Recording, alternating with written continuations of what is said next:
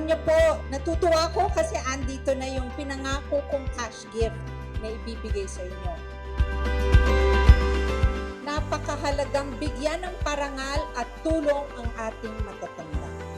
Yung contribution nyo para sa ating lipunan, sa ating komunidad ay hindi matutumbasan.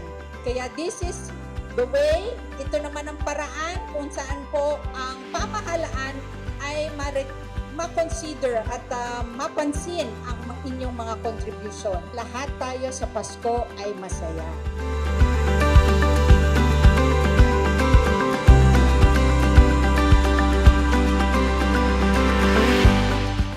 Ako po si Arsenia Yumol.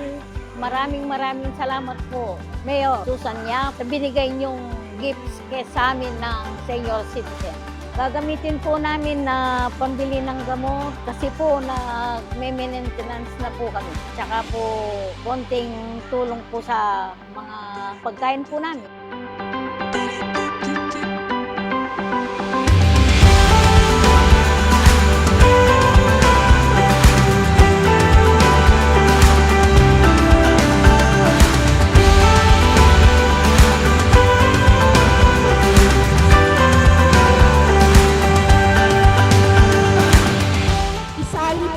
Sa inyong mga dalangin na patuloy na maging maunlad, matiwasay, tahimik at masaya dito sa ating lungsod.